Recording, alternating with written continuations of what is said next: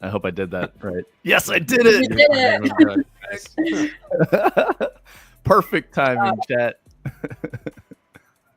Good morning, chat. Good morning. Who's in here? Is it just us? I think it's just us. Yeah, it's just us. Well, it's wait. Cool. Hi, Princess Angel. Job of the ankle. How are you feeling?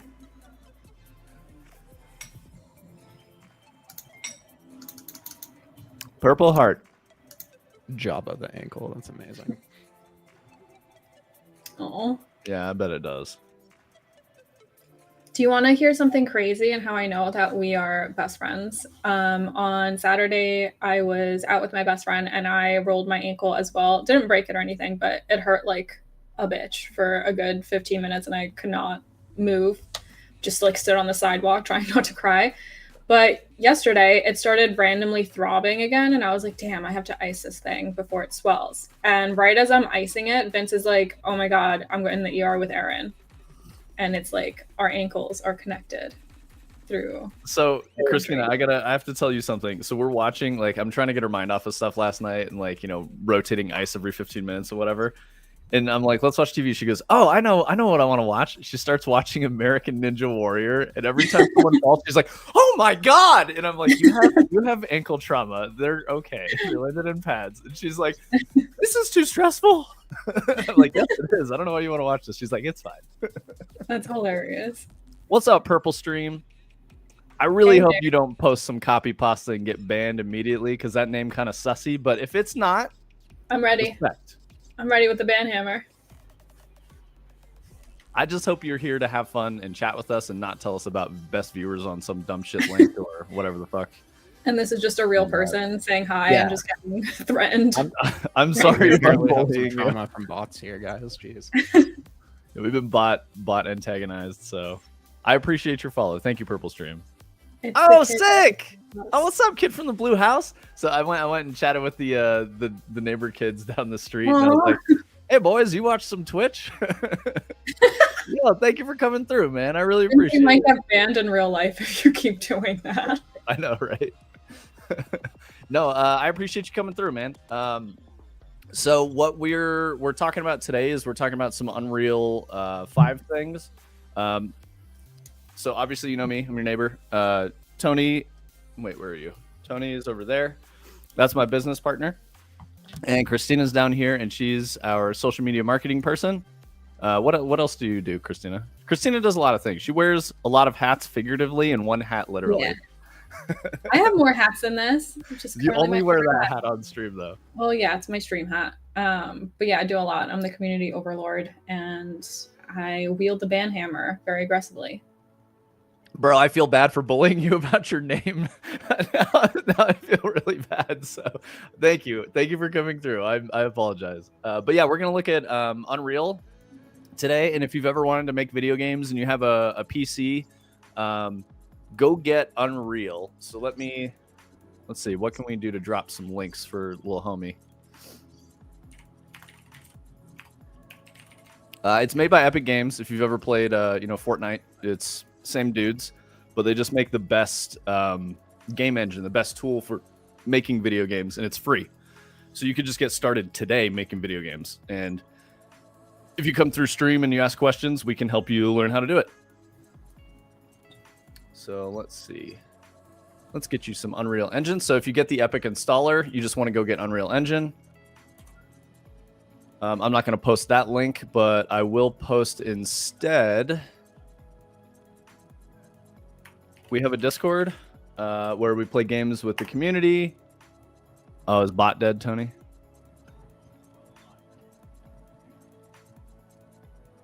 Bot Come appeared on, dead. Tony. But when we get that fixed, we have a Discord. There's a bunch of people from the stream hang out in there. We play games with people on Thursdays. Tomorrow we're going to play Abiotic. Did we create? Abiotic actor. Abiotic actor. That's it. So we've got a somewhat complicated stream setup. So if you actually want to learn how to get into streaming too, we can help you with that as well. We've got Is anyone else frozen? No, I see it going. I think you're just frozen, Christina. Sweet. But yeah, we can help you with all those things. Or if you just want to hang out and you have questions or whatever, all good. I really appreciate the follow and thank you for coming through. It helps a lot. So what we're looking at today is there's a new animation system for Unreal that was released. There's the Discord server. So if you want to come join the Discord, please do.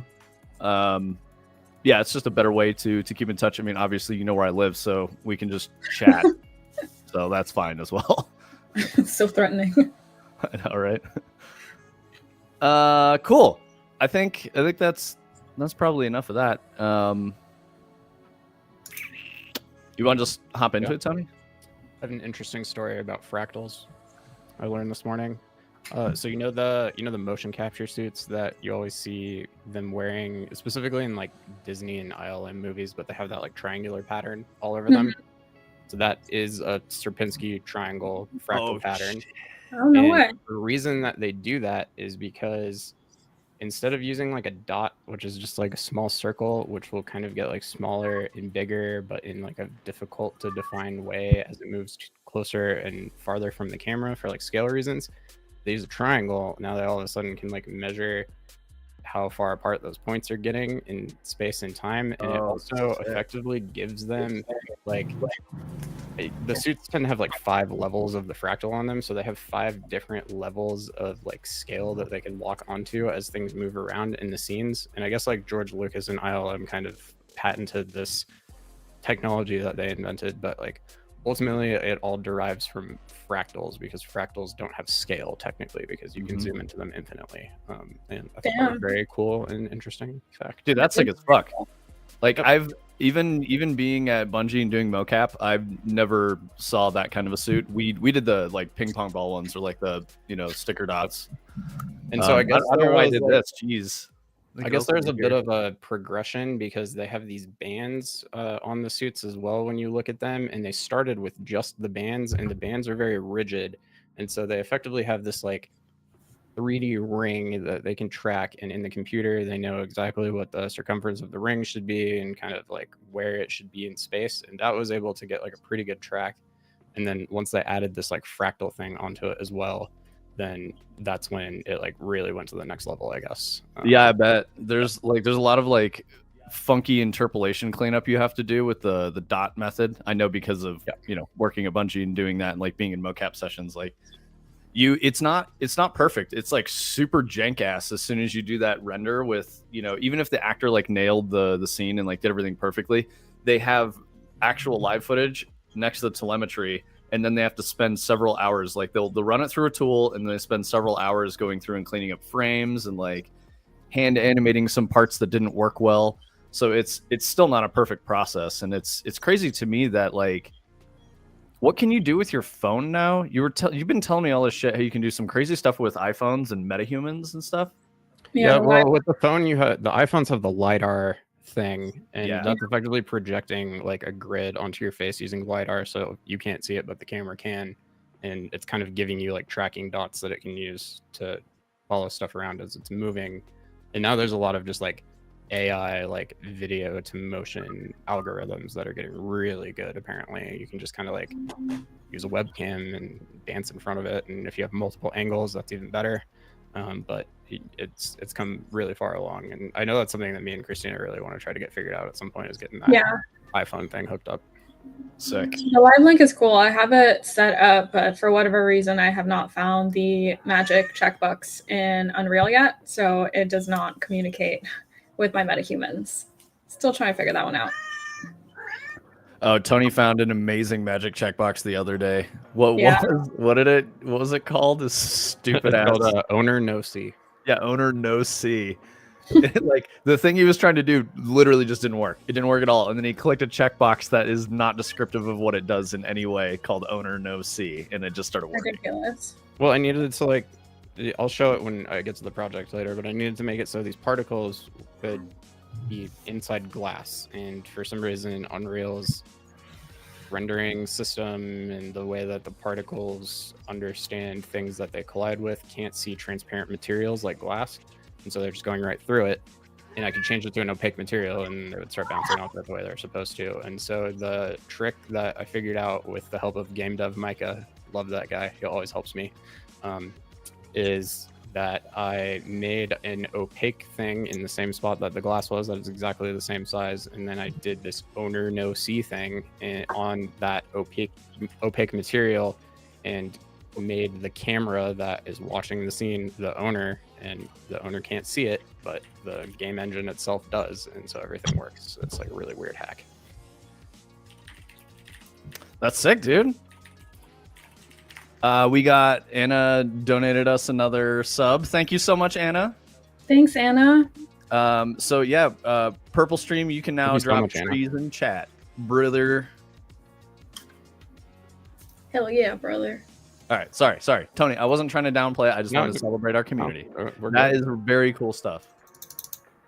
I'm excited to learn more about it. Do you wanna show us Yep. Owner No C, or you I want? was gonna ask you real quick because I just have it up on the screen still. But when you guys were doing mocap back when you did it, were you just doing like cameras with the balls on the suits, or did you ever get into the XSense suits that kind of send like the telemetry data from the suit itself back to the computer?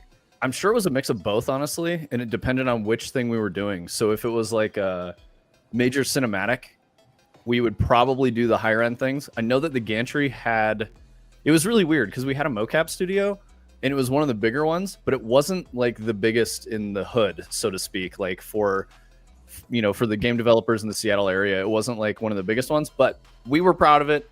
The gantry is like a really crazy thing that you kind of don't see because it's intentionally out of camera lines, but that's where like all the cameras and sensors are mounted. So there's this big, like, it's like a scaffold for like a concert venue. It's really weird. It fills up the whole space. So we called it the Spandex Palace because you had to wear the spandex bodysuit with ping pong balls on it. And the doors, there were like huge delivery doors on either side, and we cracked those open so that someone could get a running start down the hallway and run through the studio to do like an action capture, which was pretty cool. That's cool. Yeah, that's it. Tony's showing it on stream. It's sick. Spandex Palace was super dope. Sorry, I was muted. So this is the actual room right here. Yep, I 100%. just searched Bungie mocap studio, so that's Yep. pretty cool. It's called Spandex Palace. Yeah, we had a bunch of goofy names for everything because we're game studios. Yeah, dude, the office, Christina, was a disused bowling alley movie theater. What? Yep. That's wait, cool. no, I'm sorry, I'm mixing the two. The bowling alley was in Kirkland, and the movie theater was where I worked, and that was in Bellevue. So I think they took over the building now. There used to be like an LA Fitness and like some restaurants and shit like on the other floor. So it's really weird. You'd go to like the shopping mall, and you could only get to like the first floors. All of the other floors were a game studio. And it was Whoa. Bungie. So yeah, there'd just be like this flood of like nerds would come out at like lunchtime and like patronize all the businesses and then disappear. Is it the other half of the mall is Valve? No, they're across the street. Oh, okay. That's so crazy. Yeah. You worked in a mall. That's awesome. Yeah. They turned Well, like it a was mall into an outdoor, office but yeah. building. It looks really cool. I've seen some videos of That's the inside amazing. before. It's sick. Yeah, if I wish, back in the day, you'd been able to make it out and I could have given you a studio tour because that would have been fucking awesome. Oh, there's David Bocek. I know that's Mike Zach. I know all the dudes in that photo right there, the middle one. That's crazy. That's like the largest Macy's in the country is in New York City, obviously in Herald Square, and it's 8 floors of Macy's, and then on top of that, there's I want to say like 6 floors on top of that. That's just offices for their corporate branch, I guess, and that's where I used to work. So on top of the largest Macy's and their corporate offices. Hell yeah, corporate life, brother. Which That's is not- cool. It is actually. Corporate stuff is pretty fun if it's like your first thing. If you've done it for like more than 3 years, you're like, Yeah, I want it's to not die. fun. Yeah. Not I'm fun sorry at all. about the locked in guy, Davis Clark. Like that guy's super positive about corporate culture. That ain't me, Chief.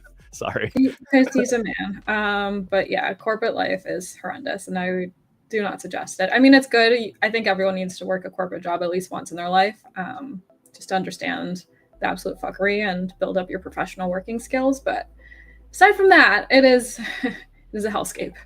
Wait, Anna, that sounds incredibly American, and I was confident that you were not American, but that sounds American as fuck, bro. I had Yeah. a McDonald's in the Macy's too, but it's a Macy's, so that makes sense. In high school though, that's crazy. 5-story building for high school? That's nuts. Tony, what? They serve Chick-fil-A and Domino's? Yeah, they stopped after my freshman year because I think the school board and all of that kind of realized like, oh, we're just like making them fat. But it was awesome at the time. Like, yeah, you get Chick-fil-A every single day and pizza, and then they had like a bunch of other like French fries and all sorts of shit just every single day. And the hot lunch was actually pretty good, and then they got rid of a lot of it. Yeah, sorry, Yeah, Anna, I I'm went not to trying to a dox you. very small high school in New York City, like super, super tiny private school. And our hot lunch every day was just pizzas. Like they would just go and buy just stacks of pizzas from like the local pizzeria. Sometimes they bring in some McDonald's and sell us cheeseburgers at 100% markup.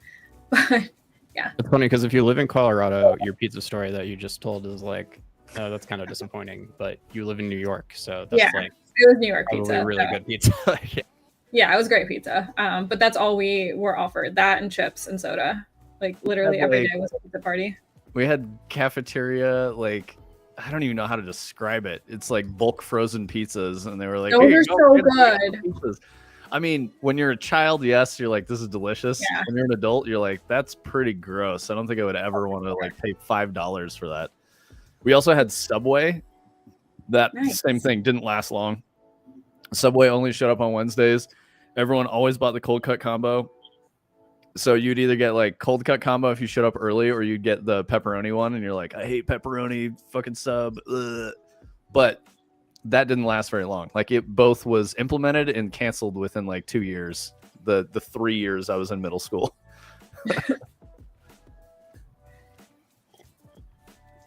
Alrighty, well, yeah, let's get into it. Talk about some unreal things. And so you were just catching the American imperialism. We were indoctrinating you as a youth into freedom by way of McDonald's French fries. I love it. I really want to ask what country this is, but it's fine if you're not comfortable doxing. Yeah, you should, Anna, if you want to, like, tell her in a DM or something on Discord. Yeah, yeah, you don't have to. Don't dox yourself. Oh, well, she just goes Brazil. Or you can. Brazil, that's cool. The first thing that came to mind was the dude from Bob's Burgers. God damn it, Tony. Oh my god. Yeah, the dance Jair or whatever. What is it called? Brazil. Yeah, what is that? Shoot, I'm sorry, Anna. I'm not trying to make light of your country. I'm just a stupid American, so don't worry about it. You immediately went for it. Like 0.2 seconds I'm after so you sorry. said Brazil, you're like, how can I be the most American about this? Bob's Burgers. I'm sorry, Anna. That's incredible, though. Oh, you did on Josh stream? Okay, cool. Nice. Thank you for remembering Josh. No one remembers Josh. As they shouldn't. Josh is gonna be so mad if he ever watches this VOD. Like, what the fuck, motherfucker? People remember me. No, they don't. All right, Tony. Sorry, I digress. Yeah, my bad, Tony. Oh, industrial sci-fi and modular oil rig. I love it.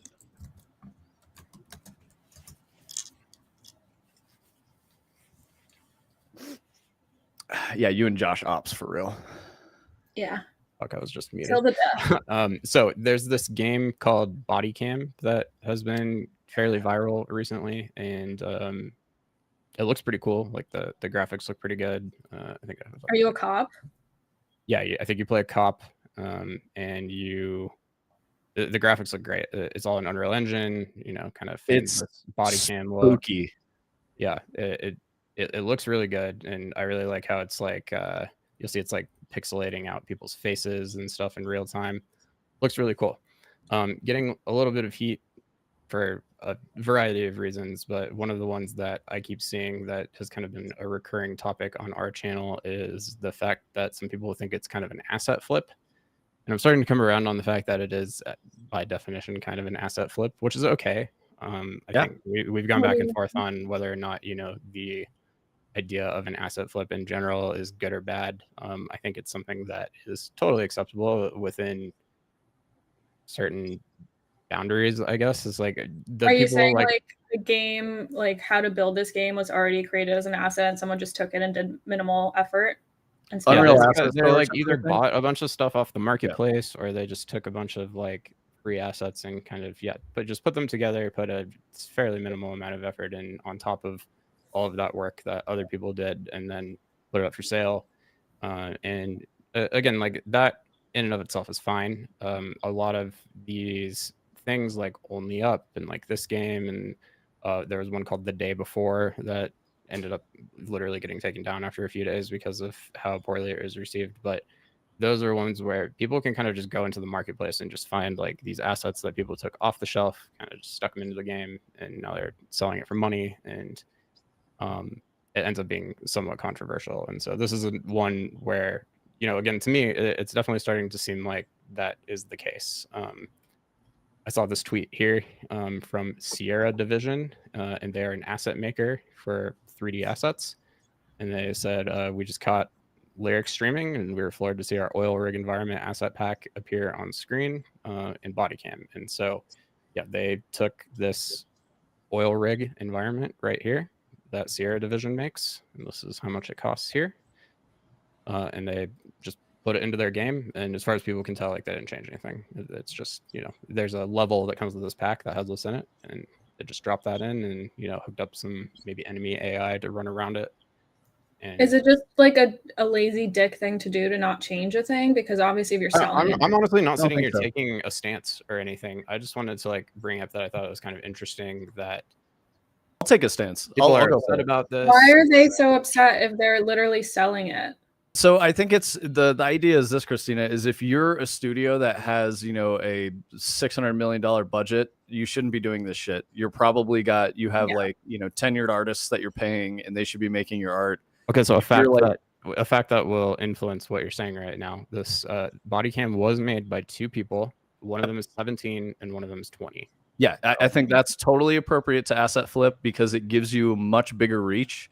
And I mean, you're paying for someone else's work, and they're selling it publicly. So that's the agreement. You're saying I'm going to use your stuff, and they're like, cool, you paid me for it, so that's fine. I think it's good for this. The downside is when you start seeing, you know, a major AAA studio, like if Activision was doing this and throwing it into Call of Duty games, it would probably be an issue because I see. And then there's also the fact that, again, since they use this fairly unaltered too, there's a reality where like you might play another video game someday where you're in a completely different, you know, video game scenario, and you end up in the exact same environment that you've experienced before, and you would know where all the doors are and blah blah blah, and that would be pretty unfortunate. I think that's gonna happen at some point for sure. Yeah, absolutely. As indies get bigger, and it's probably going to be the next like scandal, and I think so. It's, you know, the snake always eats itself, and indies are having their day in the sun right now. We are, and it's the best time to be an indie. In 5 to 10 years, indies are probably going to end up being reviled, and AAAs will come back like swinging hard, which is good. It's competition, you know. That's how capitalism works, right? Like we have, you know, a feast period right now for us as indies, and we just need to capitalize on it. And then, you know, we'll change when it goes forward. And when other people are being shitters and asset flipping, that won't be us, right? Like, so yeah, I think that's the way it goes. I think it's a really interesting thing. I don't think it's bad. But yeah, it's all circumstantial. It all depends on like, if you're two dudes who've never necessarily even put a game out, and this is like a shortcut to making your dream. Yeah, exactly. The graphics are unreal. It's I did the thing. Unreal. Yeah. So it's one of those things. Like I think it really goes to show a lot of the things that we always talk about, which is that like the reason that this looks so real isn't that because they like are the most amazing 3D modelers in the world. These assets are great. Don't get me wrong. I just showed you how expensive they are, and you know how much goes into making them. But this is $10,000 for the full license. This is lighting and post processing, straight up. Like this dude could be in a gray box, and it would still look like he was in real life in some obscure, weird gray box environment that you've never seen before because of the way that the processing is working on the camera, and it looks very similar to any body cam footage that you've actually seen from cops before. And the lighting is extremely realistic, and it has like ray tracing and, you know, real-time shadows and all of that stuff. And that gets you, in my opinion, 95% of the way there. You have some nice photo scan realistic assets and some solid animations and stuff, and you're done. And all really that pulled it off here. Sorry. And again, like this is just like it's just marketplace assets though. Like at the end of the day, like right here, I'm on the marketplace on the homepage in my Epic Games launcher. Here's the top showcase item right now, body cam template. And that's cool. And if I search body cam here, it just like this is a marketplace component that is hot as hell right now. But you can see there's, you know, they're across the board. Sorry, I hit the button. There's some for like $100. There's some for $5. I don't really know which one these guys used, but it looks really good. And you know, oh my god, marketplace. To this point, I think it just kind of allows them to move a lot quicker, you know, and focus on the other stuff that needs to happen to make the video game, I guess. We really talked about like not focusing on art early on in your career, early on in your ideas, and so on and so forth, because it was just, you can have the most beautiful looking thing, but if it's broken and jank, it doesn't matter. So Tony, do you have editor up, and can you show Gray Box so we can just talk about like what we mean by that? Because, you know, we might have some people who don't know anything about it. So yeah, this scene that he's showing is Gray Box. So there's like not realistic materials, which is like, so the materials on here are grid square. It's good for measuring things and like setting up an environment and doing all that. So what Tony's saying is you could be in this environment and it would look just as realistic, but the environment would look weird. And it's because of all the special effects you can do on the camera in Unreal that make it look super realistic. So like film grain or, you know, like motion blur, stuff like that. Chromatic aberration, shake, all of that. All the stuff that gamers love to turn off when they get a game to play it competitively. Like that stuff makes the game look more realistic. Lens flares, ambient occlusion, all of that stuff. Cool. That's sick. I just want to talk about that. And then there's like another like brief topic about it that I've found interesting is that another game called Unrecord was announced a while back that had a very similar premise, and probably looks like more of a real video game. Like they're putting a lot of time and effort into it. That was the first one that went viral that everybody was like, holy shit, this body cam game was wild. So would it have been more acceptable within the community, the industry, I guess, for that oil rig specifically, if they had just altered a bit of it? Like people would have... I think if they had used it as kind of a foundation and like customized it and decorated it, and maybe you know, moved some things around or something like that, maybe added some rooms themselves, we wouldn't be having this conversation. At that point, you're just downloading stuff from Quixel and putting it together in a level. And I don't think anybody has a problem with that. For what it's worth, like that, you know, working for some smaller game companies that I've done in the interim, like between Bungie and whatnot, and like before Bungie, that was commonplace. Like it was really, really good shortcut because you could get a license for an asset pack and like sort of distribute it through the studio. As long as you're not publishing a project with that and you paid for a single license, like that's totally okay. I mean, shit, half of your Bungie work was you just taking old Destiny levels and like flipping them over and moving stuff around and changing the environment theme and shit like that and making entirely new stuff like that. And again, like nobody cares about that because that it turned out great and there's like at least some level of effort that's going into it for sure. I think that's probably the answer in my mind, is that there's a time and a place to do it, and if you're shortcutting it at the expense of the product you're making or at the expense of your employees and the health of your business and your team, that's when it's bad, right? And like that's the conversation that will start to happen. And it's already kind of gone that way. I think it started with gamers going, you know, especially in Destiny, they'd be like, oh, recycled content, because while I did some of the same things and I've flipped stuff around, I did it in a way that I was like, you just got to make it a little different. There was not all Destiny content was like that. Some Destiny content was literally just do this thing backwards. And I mean, half of 0 Hour was like that, but it was okay because I changed enough things to make it feel different. So I don't know. It works. Yeah, absolutely.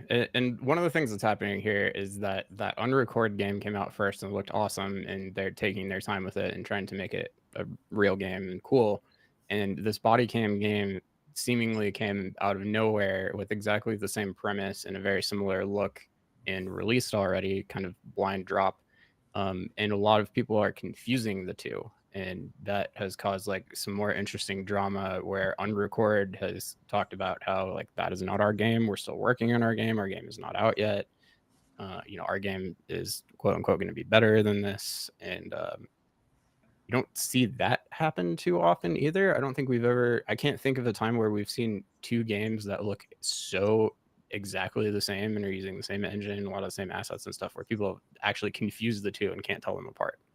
So yeah, we're not a great place to be honest. Yeah. You think there was a leak, or it's just people using assets and taking shortcuts?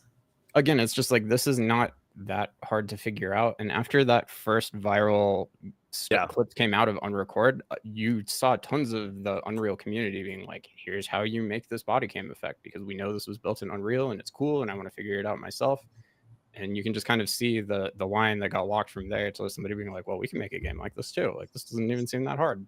So I think a part of it, Christina, is like mimicry, but and like hopping on the bandwagon. But another part is just synchronicity. People have the same idea and they end up making the same thing. They're like, oh, whoops, like that. There's a lot of times where Vince and I will see people like posting demos on Twitter and stuff, and it's like, oh shit, that's like exactly the same thing we've been building that we haven't even talked about to anybody yet. Like, it just happens. That makes sense. What's up, Photon? Thanks for coming through, bro. Haven't seen you in a couple days or whatever. Photon did this crazy paintball tournament over the weekend. It's like a 2-day wild event with, I don't know how many people were there, Photon. It was like a Milsim? I don't know. Photon, tell us what it was. Yeah, but tell it's us about really your paintball cool. thing. About 500 people? God damn, son. That's serious. Yeah. It's dope. Did you use like simunition or like actual paintball guns? Because there's a big difference in feel. And did you get a good rank? I always have like not wanted to go to Milsim because I've heard a lot of stories about people like getting just bitch work for the entire time because they're emulating military life. And I don't want to end up there. Yeah, too soon. R.I.P. Mamba. Helicopter, bro. It rained, so there was no helicopter action, and he was very upset about this. Oh, so there's like you could like literally like, actually be a helicopter. Yeah, like ride what is it, Jaffa or some shit, where you're out of the side door, like leaning out. I don't know. Photon, is it like you're in the air with it, or it's just there? Oh, that's cool, dude. That's wild.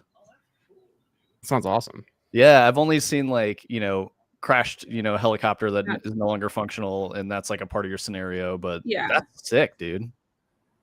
Well, how do you shoot down? I wouldn't want to be. Are the rules like, hey, don't shoot at the helicopter because you might actually kill the people? Like if you hit them with paintball. I doubt it's like a real thing that's going high in the sky. He was just saying, no, you're flying around in like a little, like a Kiowa, like a little bird, like a, speedy helicopter. Just DM'd me. Sweet. Photon, you can post that in the community Discord if you want to. I'd like to see it too, if that's cool. Or you could just DM it to me. I don't know if you want to put yourself out there, but yeah, I want to check it out. That sounds dope. What else we got here? All right, I'm going to talk about this new in-game animation sample, motion matching templates. This is something that Epic has been hyping up since the 5.4 announcement, and the project itself didn't actually come out with 5.4, so everybody's been... I'm sorry. It's a real helicopter, and you're high in the sky, and there's like no doors. This is fucking nuts. It's called 0 Hour, Vince. God damn it. 0 hour is just a military term. It's midnight. So that's all. I know. Okay, I just wanted to clarify for everybody. That's what 0 hour means. I know it's not Destiny related, but I thought you would enjoy that. I did, yeah. So a fun fact, internally our code name for 0 hour was Commando because we really liked, I love Arnold Schwarzenegger, and the movie Commando is like one of my favorite action films. Like it's amazing. It's like the first corny action movie with like the juiciest one-liners, like, remember when I said I would kill you last? I lied. Chucks a dude off a cliff. It's amazing. Like it's just so good. So anyway, Commando, 0 hour. Those were kind of like tied together. The Whisper codename was Candy Cane because it pissed Rob off. He's like, we should name it something stupid like Candy Cane. So I was like, done. And he's like, wait, you really called it Candy Cane? I'm like, yeah, literally everything in the code is called Candy Cane. And he's like, God damn it. He was so mad. He's like, we got to call it that now, dude. And I was like, it was your idea. He goes, I thought it was stupid. Don't do that. Yeah, I always try to get out ahead of stuff like that because I'm like, we're going to be staring at this for like a year. And if I hate it now, I'm really going to hate it then. It was perfect. It forced us to pick a good name. Weird Candy is a great name, and I think it should stay that when we release it. Weird Candy is too good of a name, honestly, for like a code name. It needed to be something shittier, like, Dick Butt, the project or something. And we would have been like, yeah, we're not shipping Dick Butt. Okay. Yeah, sorry. Always derailing you. Go ahead, please. That's all good. So yeah, motion matching projects. I kind of showed off the motion matching stuff a little bit when 5.4 initially came out, but effectively it's just this new thing in Unreal that allows you to hook up a bunch of animations to a skeleton, and it uses AI to determine what the best animation or a given situation should be, and it's based kind of on the direction your character is moving and the velocity they're moving at and stuff. And so I can kind of just show like their basic example here, where you can kind of see like you have the nice like start and stop animations on the run. Kind of looks like ALS a little bit. You got like the nice rotation with the head look. Oh, speaking of ALS, real quick before I keep going, Advanced locomotion system, to clarify. if you guys remember, I showed off the advanced locomotion system, and it's the thing that we talked about being part of the asset flip and only up and stuff like that. The guy that made that, which is admittedly probably the best off-the-shelf animation system for Unreal that has been made since UE4 came out, got hired by Epic and has basically been working on what I'm showing right here since. And I thought it was very cool. He actually posted in the Advanced Locomotion System community Discord this morning and said, my project is finally out. I've been working on this at Epic for like 5 years now. All of the stuff that we have always wanted to see with animations and motion and Unreal is starting to happen. He's like, we didn't get everything we wanted to in this first version, but we're going to keep updating it. But it was like really cool because I haven't seen a post from that guy in legitimately 5 years. And the community completely took his project over, and still is like not the best option, but better than most options. And everybody's like, we really wish there was something that was kind of like this, but it was more integrated into the engine and built better. And in theory, we're starting to get it now. So this is huge. Yeah, this I is want to like I want to talk about real quick, like Tony, why that's important. The reason it's important is because typically when you're making a game, this is a huge lift from tech art, animation, design teams. A bunch of different teams have to come together to make this stuff work. And just having a native system that already has all these hooks, and then you swap your animations, your blend anims in and out, and all of that. It's a shortcut to making really good game feel, especially when you have a third-person character model like this. So this is huge for all of us because we don't need to hire 35 people to go build this system for our game. It's just there, and we can hire an expert who's really good at animating and making good characters, and they don't need a support of like 20 people to make that one thing happen. So that it's really good. It's even to the point too where like you just need a character with the right. You don't even need the right skeleton anymore. Like the shit is getting so crazy because I have this new retargeting thing where I've seen people taking like little 3D models of cats and like being able to just like retarget them to metahuman skeletons and like weird shit like that you should never be able to do normally without like tons and tons of retargeting and all of this. And it just kind of works now. And so they're getting to a point where with this like AI motion matching system, like you do need good animations, but there's tons of really solid off the shelf animations. You need a solid model with a good skeleton in it. And then, but those two don't even need to necessarily be created together. And the pipeline used to be like all of that stuff is very bespoke and created together. And the animation set for this skeleton can't be used on that skeleton. It's just like almost all out the window now. It's really crazy. That's a part of retargeting. At least as far as I understand it, what Tony's talking about is you'll make like a skeletal rig. All right, so let's back up just a second. When you're animating a character in software and you're making something, you have to create they're like a puppet, and that's why you see it in a T pose, because that's just the way the puppet is shaped in like all of its longest, its limbs are all stretched out, whatever.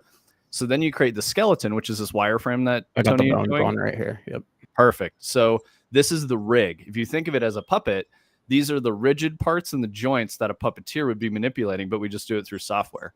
So when you retarget, you go, I have this one model with this one skeleton, and I have a very similar model, but it's slightly different. So then you go through the process of saying, this is where the joints and the bones are, and you can change the length of them, but you can use software that will sort of interpolate that for you, and then you just do some cleanup, and then you're good to go. So it's just a shortcut to like, it's pipeline efficiency. So instead of having a more technical way that I understand it is like you have like these points that exist on the ends of these bones here. Like if I could free my cursor, here we go.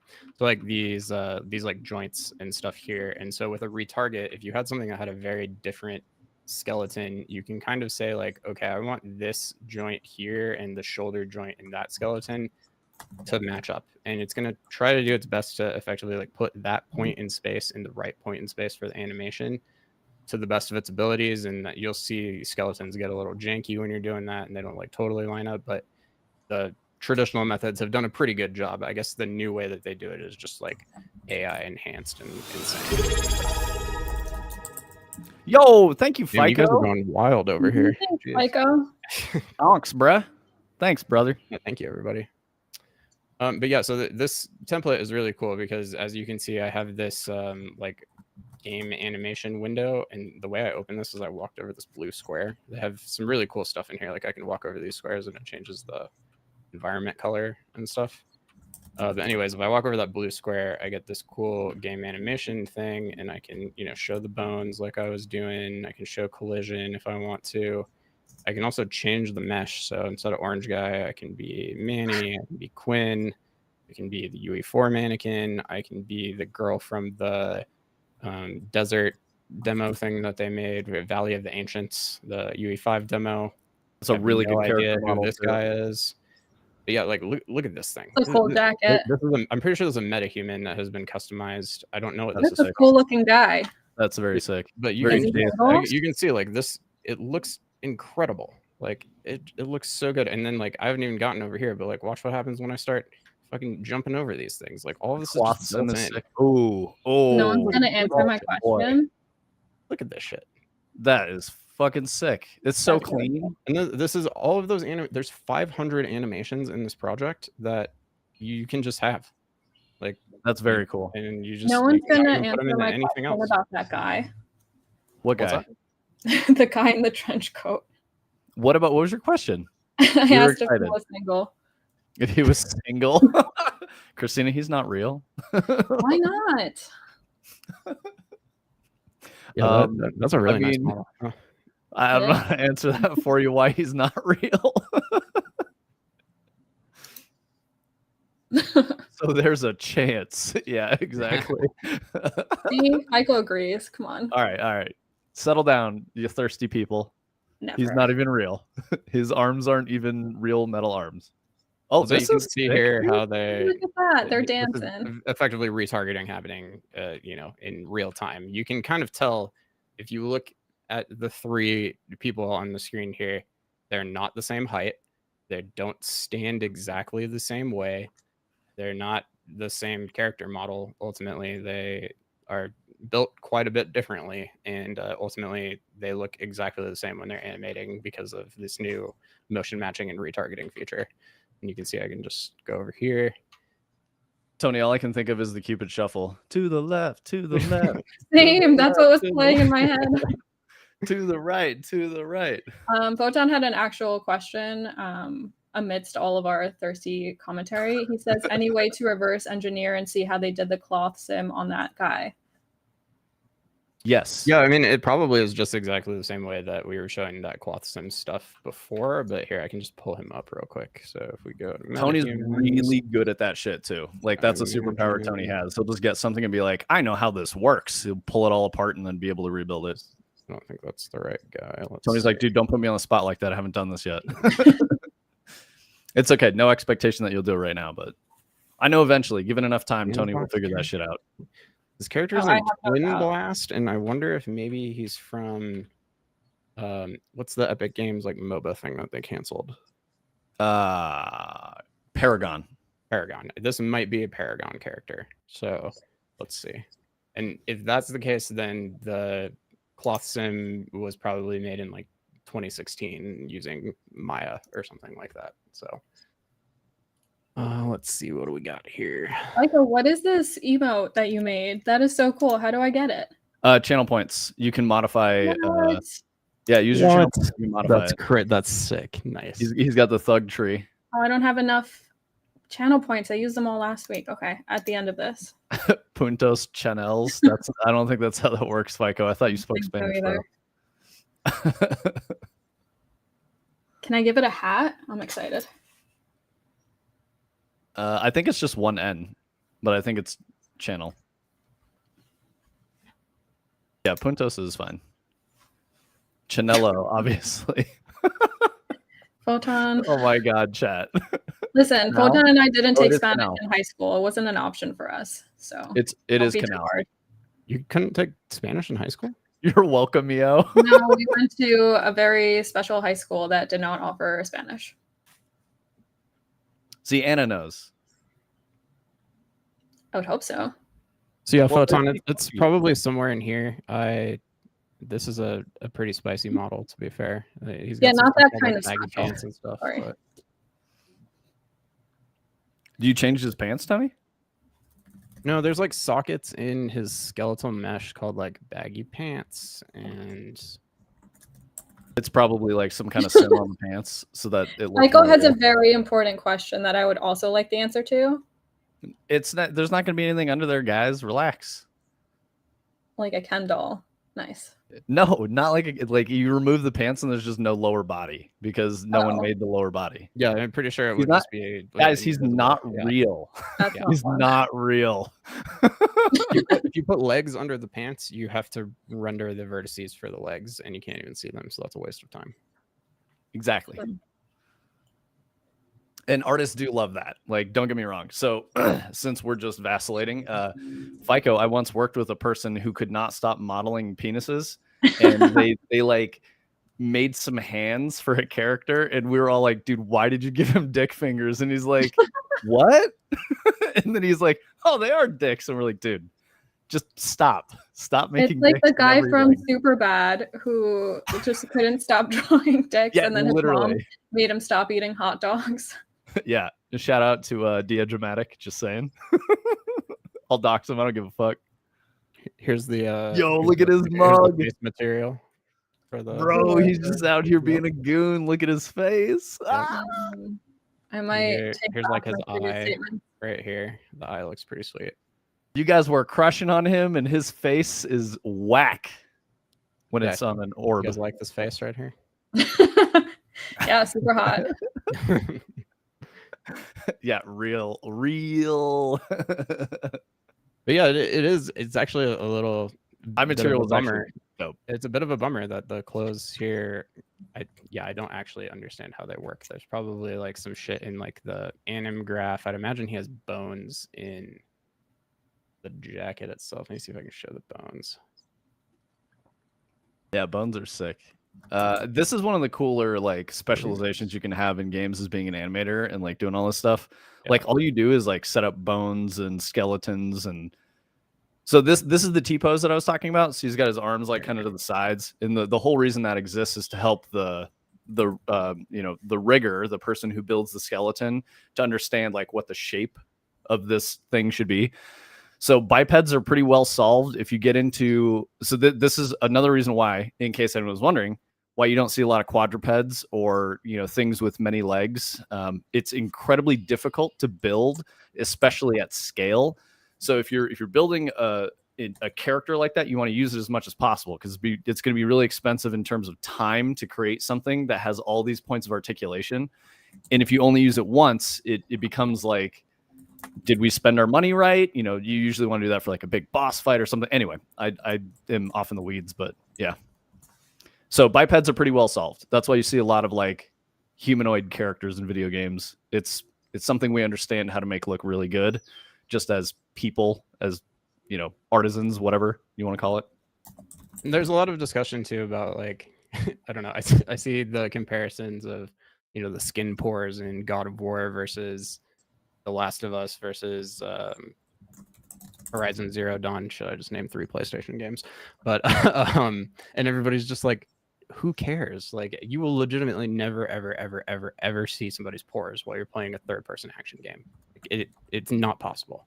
It's great that they can do it, and it looks awesome in cutscenes. But it's like, if you're putting any amount of like processing power into rendering a better-looking person that close up, which I hope they're not. I would imagine they have a lot of like fancy LODs and stuff. It just like there's still hundreds and hundreds of man hours that went into making that look that good, and it could have been used to make the game more fun. And it's important. Yeah, you have to balance that when you're on a project. Like you do want to spend a ton of time and effort on the player character. Like that's important. You're always going to see it. It needs to be super polished. If there's like one enemy or an NPC that you see every now and then, like that's why you get some jank. And then, games with really big teams will be like, oh, this was only intended to be used once, but they're like, hey, it works. And so then you see that character everywhere, and then players go, yo, this dude looks stupid. And you're like, oh, we made a bad choice 6 months ago, and now it's living with us forever. Yo, Matchstick, Why no This, Yeah, cigarette? look at this got, him. this Zoom got in. skin actually looks pretty good. Like, not gonna lie. Chewing on a matchstick too. I know, right? FICO, hello, sir. Stop it. You stop it. Someone get a spray bottle for FICO. That's a husband right there. So dangerous, meow. FICO and I are the Bro. same person. Bro. I'm convinced. Maybe you and FICO need to go out on the hunt together. I know, right? Yeah. Come to New York. It's Pride Month. Oh, shit. Let's go, We'll bro. have a blast. FICO's like, I'm scared now. He's like, I would do it, but I'm scared. What did we miss? Tony, go ahead and take a look at what you were actually trying to do, and I'm going to try to catch up with chat.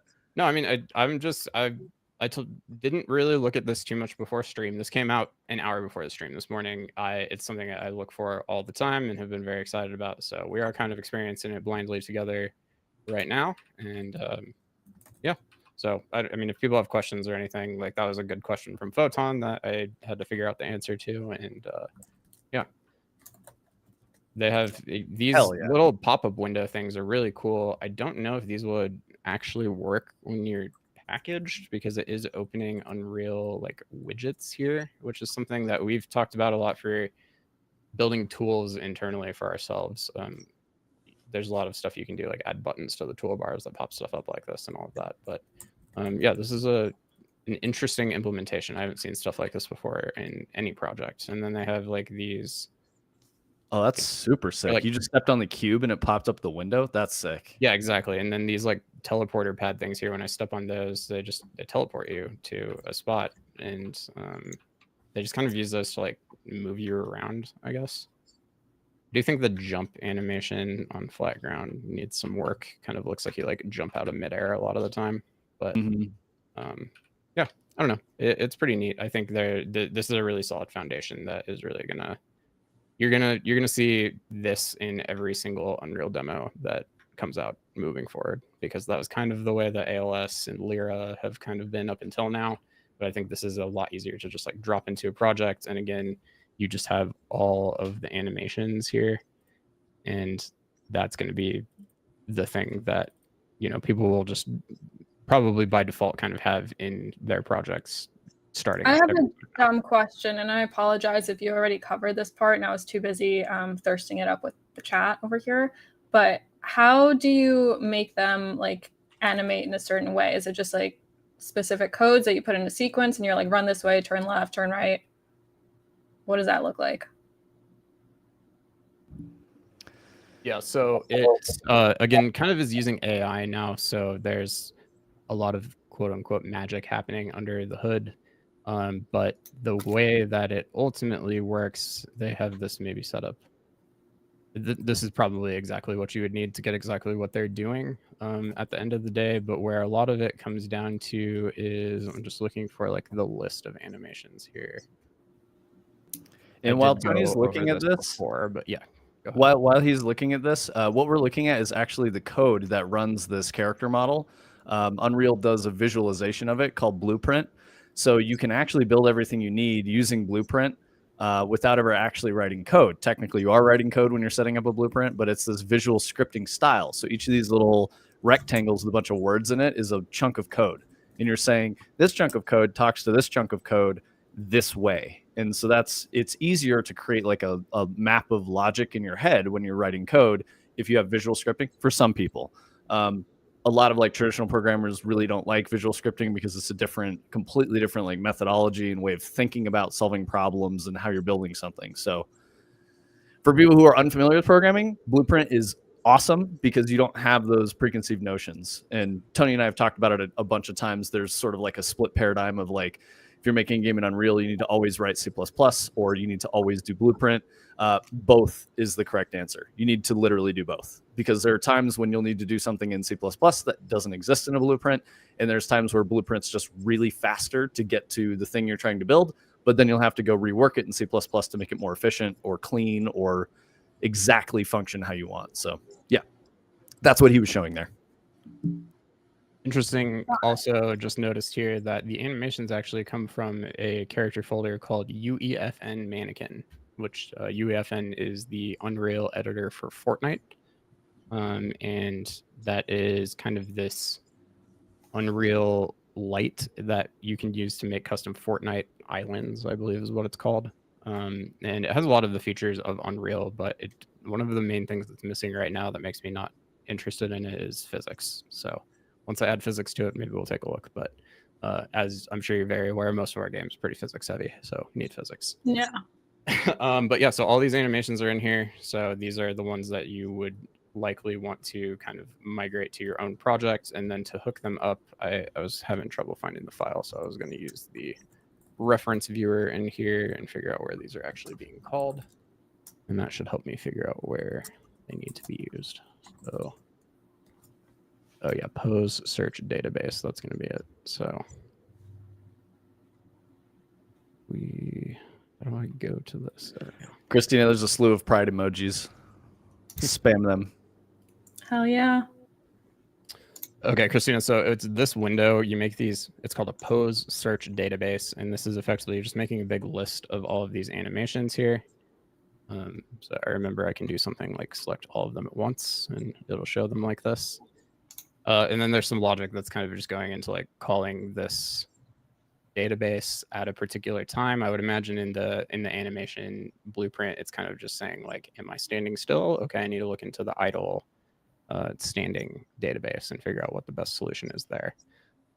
But you know, to simplify it as much as I possibly can, you would kind of be able to take a list of animations that you liked or that were a style that you wanted to apply to a certain character, and you'd kind of be able to like make a list like this and then hook it up to them, and it's supposed to just Get them, Christina. Get them.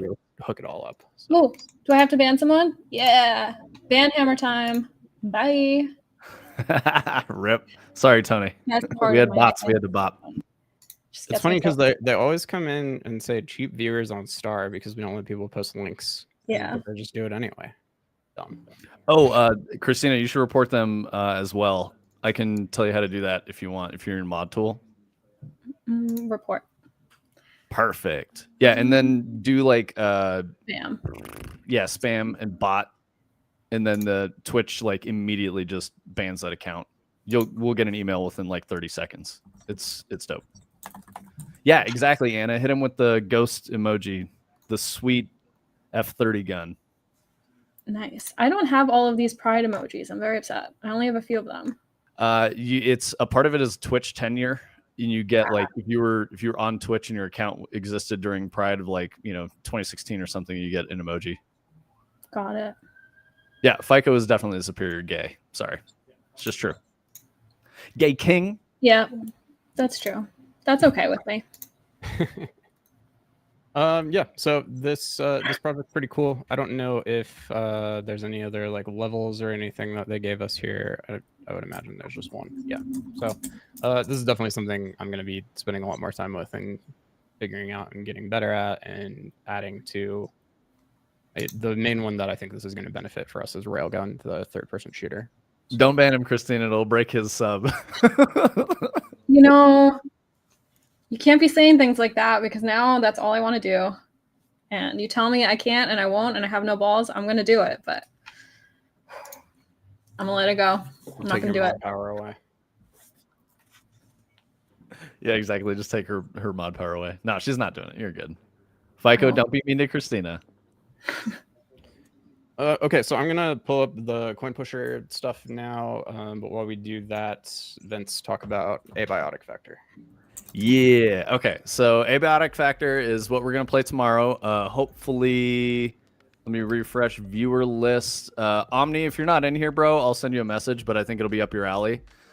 Photon, if you want to, Omni's probably trying to write a haiku and just like can't get it figured out. Oh shit, FICO Christian derogatory in parentheses. So toxic. FICO's really pushing his luck. He is really going for it right now. Yeah. So yeah, anyway. It was abiotic what, Tony? I keep fucking the name up. It's a weird name. Abiotic factor. I just posted the link in the chat.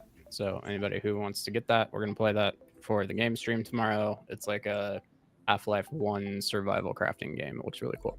Yeah, please, Photon, if you want to get it and play with us, please do. Omni, I'm sure we'll want to do the same thing. Photon, please get in here with us tomorrow. Please, that'd be so fun. Please. It'll be really fun. If you can swing it, like come play with us. It'll be a good time. Anyone else in chat too? That's what our Thursday streams are about.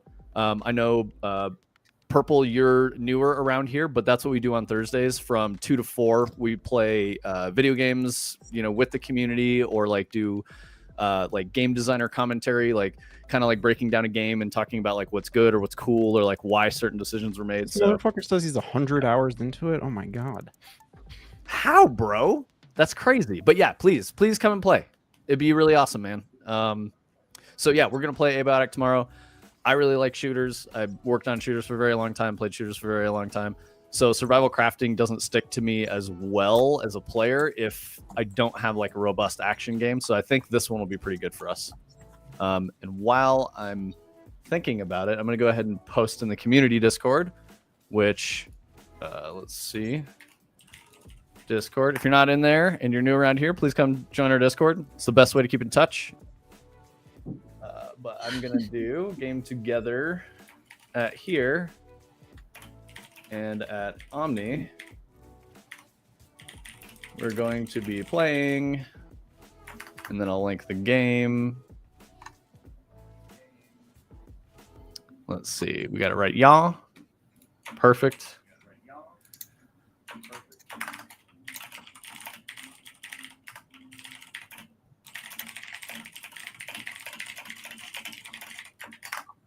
All right, cool. Thing is posted in community Discord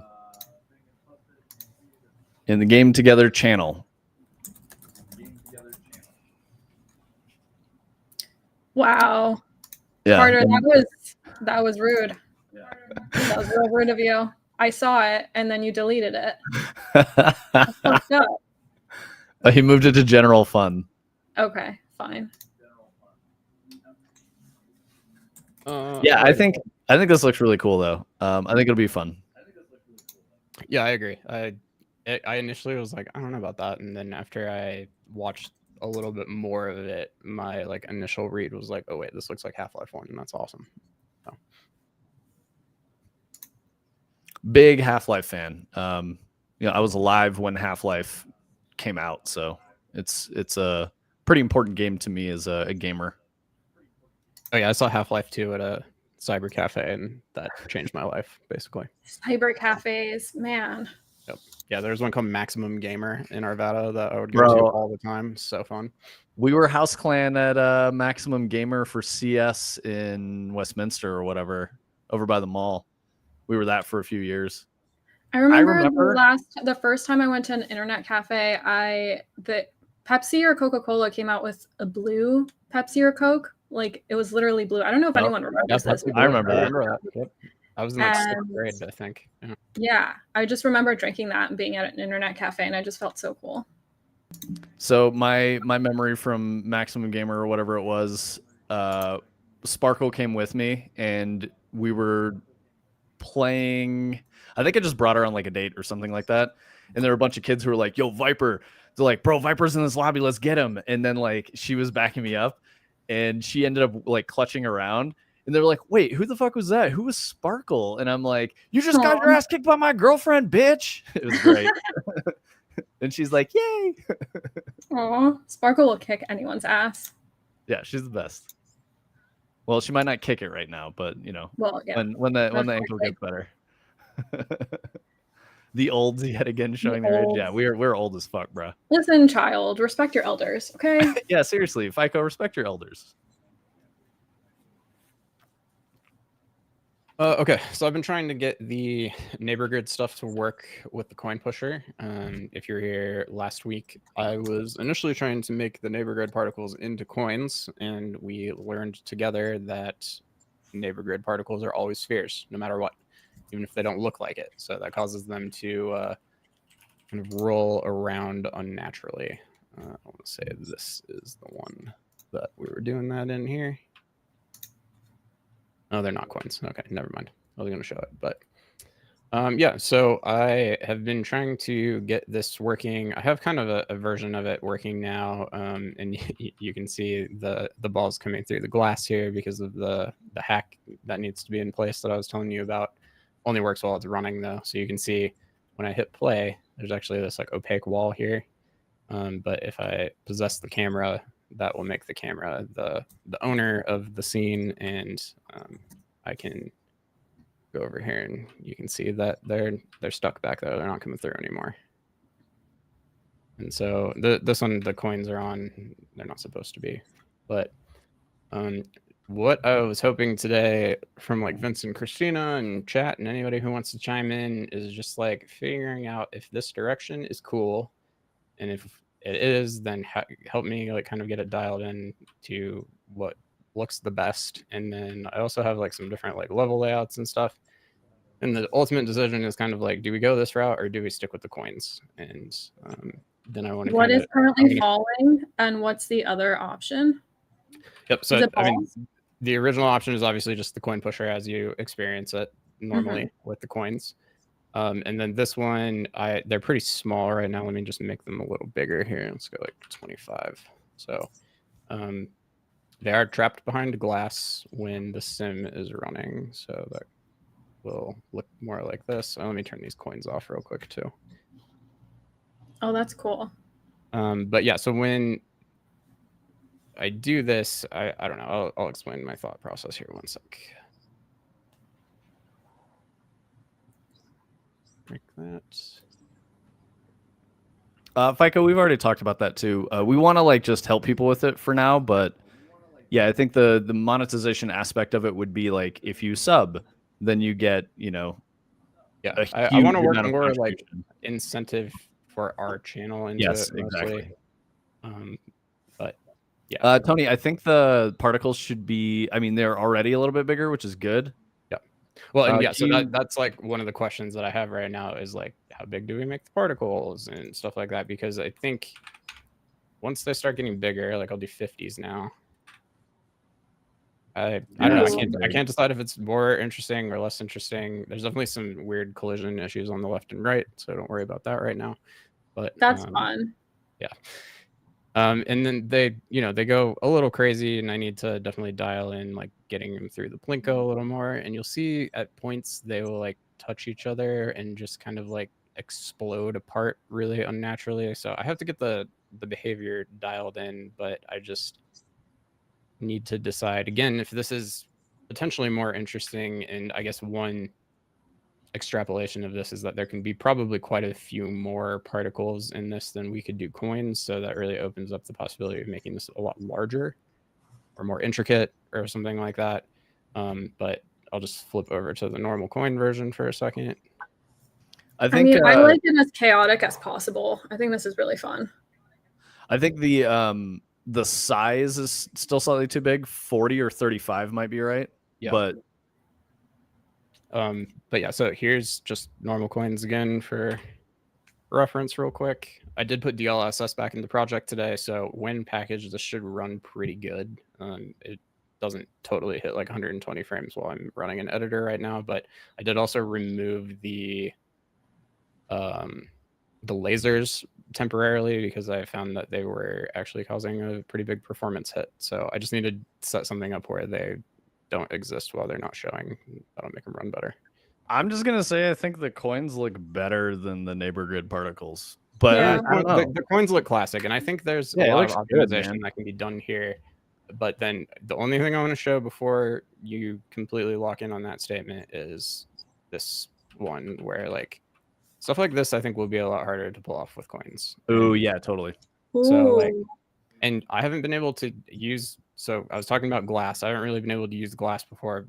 I think yesterday is when I figured it out. So this one I think would benefit a lot from having like a layer of glass over it to like keep them held down better. But you can see for the most part, I have them really dialed in here. They behave very accurately. They don't like explode off of each other when they run into each other. And I kind of like that some of them fly off. Yeah, but like part of me just does feel like this is probably more interesting than the coins. But this is pretty sick. When you put them into like the coin thing, it doesn't seem interesting. The coins are better. But yeah, so like this one back here, I showed this level on the stream a long time ago before I had like the escalators figured out and stuff. So it's changed a lot. But yeah, you can see when they come through these holes in the front and get caught, then they get fed back here and they go into these escalators. Probably need to make that a little steeper, but the escalators take them up, and then they get fed over into the buckets. And then when 100 is in the bucket, it dumps onto here. This is so cool. Yeah, so like this was always more of the vision, I think, and we've talked a lot about making more modular, incredible machine style setups where, I've had the thought that I could kind of procedurally generate different coin pusher layouts using modular sections and stuff like that. So don't die, Tony. Yeah, sorry. I'm just trying to decide where my time and effort should go. And again, I kind of bringing it to the stream today to be like, what do you guys think is going to be cooler? Just assuming no limitations across like this setup or the coin setup. This will probably be able to have quite a bit more particles than the coins will, but that may not also be the case too if I can get the coins dialed in. So yeah, and we've talked a lot about, not 100% necessarily knowing what we're going to do with this, and we've thrown out some ideas there. So I really want to get this and our bot and stuff like that cleaned up in the near future. That's, I think, going to kind of be my focus next. And so I'm just kind of trying to decide what I'm actually going to do and what would be cool. So I think that this thing is its own thing. This is like similar to, but different than the coin pusher. I don't know. It's interesting. Like I think the coin pusher has its own thing. And like after you switched to the, the OG coin pusher, after we were looking at the neighbor grid one, it seemed cleaner. It seemed better. And then looking at this one, I'm like, oh, well, this is like a different thing, but they're adjacent to each other.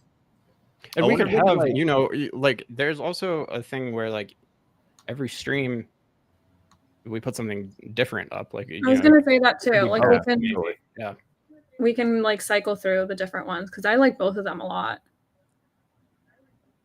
Yeah, that's what. Yeah. Okay, so FICO's questions here. Yeah, for the most part, it's just I have a Twitch app or whatever with an API key, and I have it all mostly just hooked up to like the event sub thing that they have set up, and yeah, and then there's maybe like it's hooked up to the bot you wrote, right? Yeah, so like it all happens on the server. Yeah, okay. It's been a while since I worked on this. Initially, the API key just went into Unreal and stuff. Now I have the Node server, and that handles everything, and that is just pushing basically like WebSocket messages to Unreal. They just talk to each other over a WebSocket. No, rewrite it in Rust. I will not do that. No. You can come rewrite it in Rust for us, but yeah, you rewrite it in Rust, bro. No, I think this thing stands on its own, but I think maybe the thing that we're missing for the particle version is like what the application of this is. Like, would we use it the same way, or like should it tie into the coin pusher? Like maybe you get enough of these particles and then the coin pusher drops like a crystal or something like that. But yeah, chat, we need your guys' help. Like we built these things, but we don't know how to use them. We have assumptions about how you guys might want to see them used and how they should work. But those assumptions, so far have not worked out. Like you guys are, everyone is like, oh, these are cool. But we don't know how you guys want to like see them work or like what you want to do with them. And I think that's really what we're looking for. That would help us a lot, just to help us. Like, I think there's a reality where like we can make this into like an actual like ARG type thing almost, where like there's like an ongoing like game that's happening that the chat is actively participating in week over week and like trying to work towards some progression and collect enough points to make some new thing happen or change the board or upgrade or make Vince shave his head or whatever it is. But there's the spin the wheel style, make random choices option that we can do with it. There's so many different things, and so yeah, we're always just kind of looking for like what would be the coolest idea, for lack of a better word. Tony, FICO said bet, add him to the repo and he'll rewrite it. Yeah, right, sure. That hair will never come back, bro. What do you mean? What does that mean? He grew like 5 feet of hair in a year. Yeah. Dude, you're crazy. You didn't see my long hair, did you? Oh wait, no, I probably showed you pictures of that. Yeah, my hair was like easily longer than Christina's. Way. Yeah. That's crazy. Pics are your life. I'll send you pics later, but yeah, it was like legit, like bam. I had to grow it long enough to get it all cut and tied into ponytails for wig donations. So it had to be minimum 18 inches. I think I ended up with like 20, 22, something like that. You probably went like 15 or 16 months without getting a haircut, something like that. Mm-hmm. Yeah. It was my COVID thing. I was chubby and had long hair. Like most people during COVID. I know, right? Oh, is that the longest DIA flight thing you were talking about yesterday, FICO? Yeah. Oh, yeah. yeah. A new flight direct to Istanbul, and it's like the longest flight you can take from DIA now. A Photon, you were a chubby long hair during COVID? Nice. Yeah, but if you get a hair transplant, you cannot work out or do anything that raises your heart rate for like 2 weeks, or else the plugs won't stay. So if I go your like blood pressure, like push them out or something. Something like that, like it'll mess with the transplant. I'm just gonna like embrace it if I go bald. So, you know.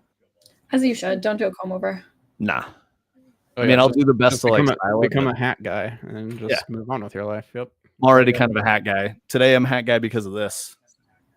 Someone told me that being a hat guy would make me go bald, so I try not to wear hats. I was just gonna say that, yeah, if you wear hats too much, your hair starts to thin. Yeah. I've heard that a lot, so I really try not to wear hats. So I could see it if you wore hats every day, sure. Because like if you think about it, like if you wear long sleeve shirts and stuff, like your arm hair will like rub off and just be not. And those like those high socks that businessmen wear, and then they just don't have hair up until their mid calf. It grows back though. Like if you don't use it all the time, it grows back. Oh yeah, FICO. That's because we normally are at the gym, and I don't do anything with my hair at the gym, so I put a hat on it, so I'm not looking like a crazy ass person at the gym. So that's it.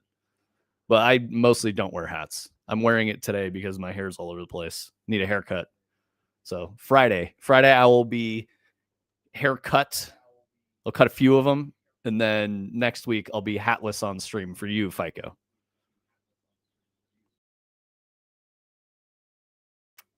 Yeah, bro, you're like weirdly obsessed with sweating. It's okay to sweat. That's normal. That's healthy. Like you should sweat. If you're not sweating, you're dying.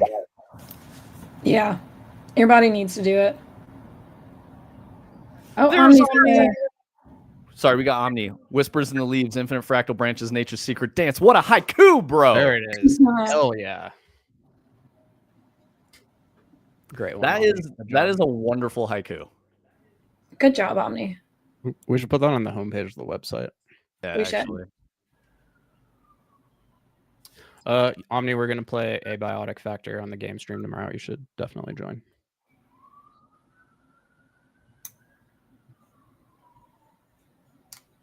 I'm writing Omni's haiku into the Discord, and I'm gonna pin it and give him credit. Oh, I just took a screenshot and saved it.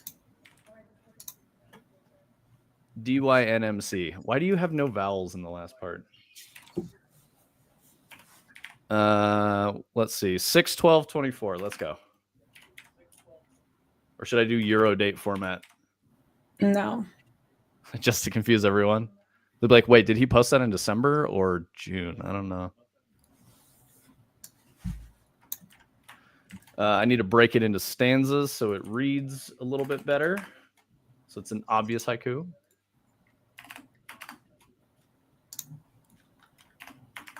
What else we got, Tony? We're echoing. Who's echoing?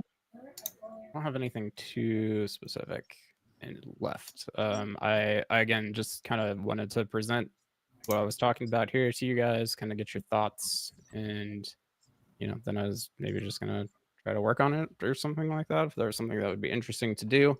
We have a little over a half hour left, so I'm also happy to just get into literally anything else or show something else off if anybody has questions or wants to see something. I chat, whatever you think. Yeah, Anna, did you find anything interesting that we should check out or you want to hear us talk about in the summer games thingy that you were posting about in Discord? Also, if you're not around, no worries. All good. I mean, Doom looked fucking incredible. Yeah. Okay. Let's talk about that, because I'm like, this better be good. And then of course Josh was like, "Yo, Xbox like games showcase was sick." So And I saw a lot of maybe memes we have about how new it was Doom. disappointing, and it's like I saw a lot of stuff that I thought was really cool. So I don't know what those people were talking about. Like the Doom thing alone is enough for me. Like, so cool. If they de-headed their asses and realized that like game as a service Doom is not what anyone wanted, and they go away from Eternal and, you know, medieval Doom or whatever the fuck it's called, if that ends up being like 2016, I predict banger. It's gonna be really good. Okay, so I was trying to think about this, and maybe you have a good take on this. What made Eternal not as good as 2016? I haven't technically been able to figure it out, but I know that it's like it's designed to like force you to switch weapons a lot more and like always be moving, and like this like combat rhythm thing that just like didn't really feel like it was like so forced on you in the first one. Like, I don't know, I just couldn't like really put my finger on it. But yeah, if you guys haven't played Doom 2016 and Doom Eternal, the Eternal is a lot more broad of a game. Like, there's a lot of content there, and it seems like it's really well done, but just they took some of the gameplay style of the first one and made it different, and never really sat that well with me. I've beat the first one multiple times, and I never beat the second one. Well, Eternal's always online, which pissed me off. First off, you have to log in, otherwise you like don't get updates and shit like that. And like some parts of the game are jank. But I will say that the biggest thing that was like glaring to me as a person who makes video games and is really into encounter design and FPSs, the first several encounters in Eternal are super sloppy because they're open world, meant to be like approached from any direction. And Eternal, every encounter was very carefully planned. So there's a really natural flow to it. It's like a correct way to do each fight, kind of. Yeah, exactly. Totally. And they're all just really tight combat puzzles. Use the correct gun and you can solve this puzzle. Find the health pack, you know, you can solve this puzzle. Get your movement. Like they really leaned into the super shotgun and the like hook shot thing too. Yeah, they leaned into like I hated feeling like I was like forced to use it all the time because you have to do glory kills constantly, and it's like, that's not the style I wanted to get into. And they're like, yeah, but it's a really easy way to kill things. So I think that's why they did that. They made it, and I also felt like there was this one big encounter in the first like open world area that made me go, no, I'm done. And it was when, you know, I'm describing this thing. It's a big arena. It's omnidirectional. So the fight comes from every direction, which is bad as a player. I've talked about it before. Humans are predators. We have our eyes forward. We W key in real life. Anytime there's an enemy behind you shooting you in the back, most players don't even realize what's happening, and they get confused and frustrated. So not only was that happening, but then the enemy, like the combatant composition was just mud. It was like, here's, you know, 10 imps and like 15 pinkies all at the same time, and they came from every direction. So it was just, it didn't have like a feeling to it or a flow, or like cover was not even useful or important. Most of the encounters were designed with no cover in mind. I get that Doom is not really a cover shooter, but in an FPS, geometry is gameplay. You need to know, like, you intuit how to flow through a space and interact with the combatants through combat. So that's my issue with Eternal versus 2016. It just, 2016 was just so locked in. Like they did such a good job with every level. You could tell that they built each piece of a level with purpose. And Eternal is just kind of like, there's stuff there because it needs to look cool, and there's gameplay on it, but it wasn't designed for that. It's lost its identity. So anyway, I babbled a bunch about that. Yo, Tron, thanks for coming through, bro. Gold Road looked amazing. Sick. I'll have to check that out. Tron, if you're watching what we're doing with the coin pusher or the thing on the screen, if you have ideas for what you want to see us do with this, it's integrated with Twitch. We have one that is based on particle systems in Unreal, which is the colorful plastic looking balls, like ball pit thing. And then we have one that is, I think you've seen the coin pusher that was built with like coin meshes and stuff. So if you have ideas on what you want to see, please post, let us know. We can go make something cool. We basically have built these things that we like and that we're like, this is neat, and they have a lot of functionality, but we haven't really found a use for them for the stream yet. These are for you guys to play with and get some interactivity out of the stream with.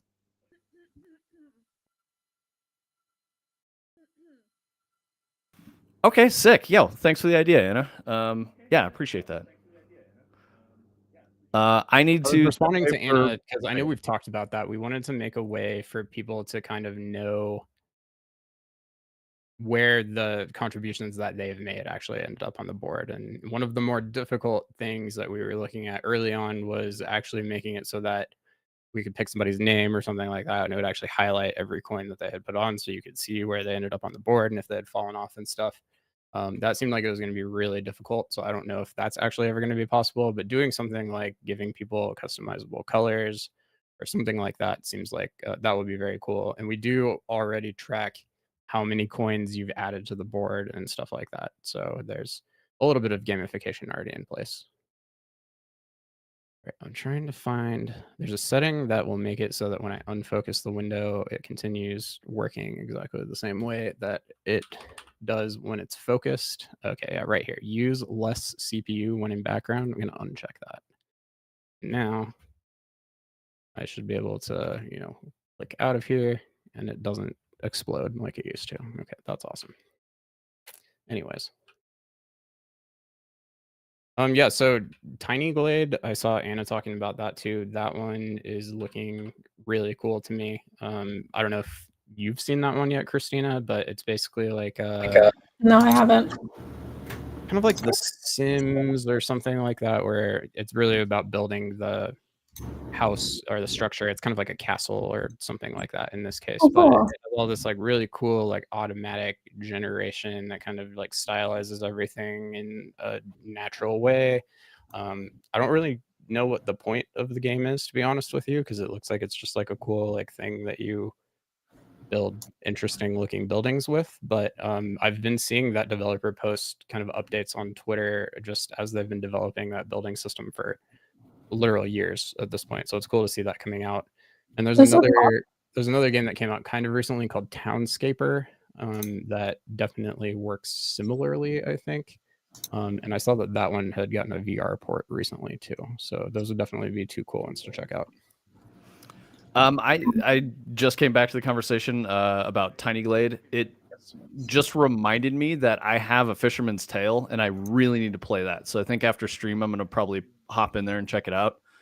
Looks like a indie art house VR title with a really cool story. It's probably really short. Bruce says it's one of the best VR games ever made, and I haven't played it yet, but he talks about that a lot. So but let's one of the things that I was thinking about with I think it's Townscaper here. Let me get this tweet pulled up. So these guys made what I think is like bespoke VR controllers for their game. You can see here. And I haven't been able to figure out how they did it yet. They haven't really like talked about it or anything.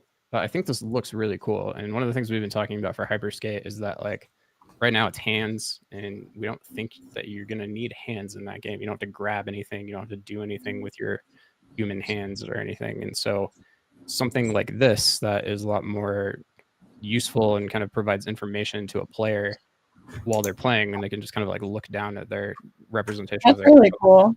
seems really useful. So I kind of started looking into how I might implement this myself a little bit in VR. Luckily, OpenXR provides you kind of with 3D models for a lot of the more common controllers. So yeah, that might be something that we look into doing. But I saw this the other day, and I know we were talking about Tiny Glade, but this has kind of some shapes style controller design. I think is really cool.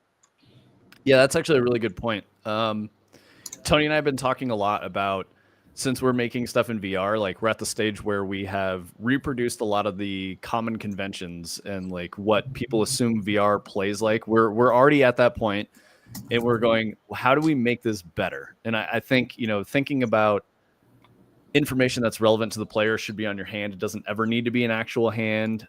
And how, like, what we show the player and what we give them for their controller is just And the concept of like really a important. diegetic UI, which kind of means like not just text rendering on your screen, and more like, I don't know. A good example I keep seeing on Twitter right now is there's like a survival type game where this guy has to pull out this like roll that has like his gun and his ammo and his tools and stuff in it. He has to lay it out on the ground and look at it and select stuff and put it in slots and then roll it back up and pick it up and take it with him.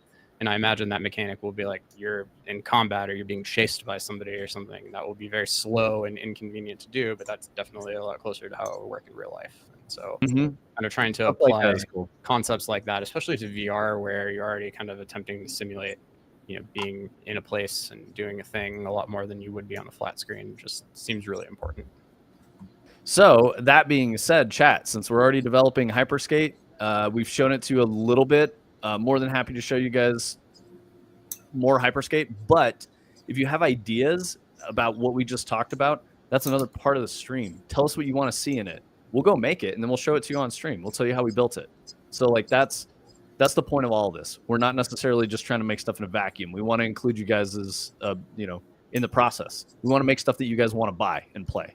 So if you're like an avid snowboarder or surfer or skateboarder, you're into board sports and you want to imagine what it's like to be able to do 300 miles an hour and jump 1,000 feet in the air with no real life consequences, and you're thinking of where a cool place would be, like, we have tons of ideas. We're already building these things and we're really excited about them, but it's always helpful to get other people's crazy ideas. Ideas are everywhere. Everyone has good ideas. It's all about how you implement the idea that makes it like really important or like, good or not. So please just share with us. Even if you're like, no, this is stupid, it doesn't matter. You might spark something in one of us that we're like, oh shit, you know what? This made me think of that thing. And then we put in something really fucking cool and we can just draw a direct line to like, Tron Wu made this comment and now it's in the game. And I think that as a fan of a studio, it's such a cool feeling because you're like, I helped, I did a thing. I feel like I'm a part of this. And you watch so many like no clip documentaries and stuff, and there's always just like, yeah, and this one guy just said like, what if we did this? And then the whole thing worked all of a sudden. It's like, so I don't know. You guys are a part of that. The door's open. Come be a part of it. So yeah. Let's see. We talked about like novel UX and VR. Hyperskate's pretty fun. I had a friend play who is susceptible to motion sickness in VR. He played like 10 minutes straight and was totally fine. And he went off some crazy jumps, experienced some senses of vertigo and stuff like that. The only thing that really hit him was when he was doing like 200 miles per hour and he came up on a slope and it went up. So he like hit it and he felt like, that stopping motion was a little jarring for him. And he's like, whoa. But otherwise, he was good. Well, that's good to know. Yeah. So Hyperskate's going to be really, really cool. Here we go. Tony's trying to show it. I synced it.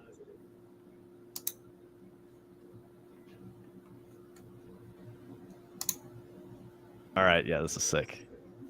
Oh, you just got a video recording of it. Okay, cool.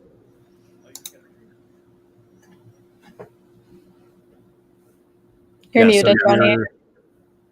Oh yeah, sorry. It would take a little bit to get the actual VR going, but yeah, you can see here our 40 kilometer by 40 kilometer real landscape from an area in Colorado.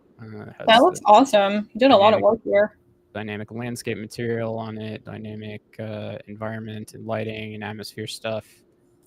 We've got the, player sliders kind of implemented, so we have some level of control over your speed and how the gravity affects you and how close to the ground you have to be to jump and accelerate and all sorts of stuff like that. So it's getting there. We have some nice stuff on, attached to the hands like we were talking about here. It shows your speed, debug stuff that kind of shows like the red arrow is the force that you're applying to yourself to accelerate, which you can only do while you're on the ground. So that's why you see the arrow kind of popping in and out. And then the purple one is just kind of showing your actual velocity or direction. It's been some helpful UI debug stuff for us to just kind of get this working and dialed in. But the multiplayer is working, and it's feeling really cool. Vince has kind of started boxing out some kind of test level type things and figuring out kind of how what's fun to interact with. All that stuff. Yeah, so you can talk more about that if you want. Yeah. I think just one of the things that's super cool to me about this space is that we were able to get, or Tony was able to figure out how to get so much actual data and like throw it in here. This is what, like a 10 by 10 kilometer square area, so which 40 is by just 40. 40 by 40. Yeah, it's absurd how big it is. Like it doesn't sound possible, especially running at such good frame rate. Like just with that much, environment just You loaded can all at see once. in the video right here, I'm maybe a quarter of the way from the border that's behind me, and this border that you're seeing out here is probably a solid 30 plus kilometers away, and it would take me a good 10 minutes in game time going 300 miles an hour to actually get over there.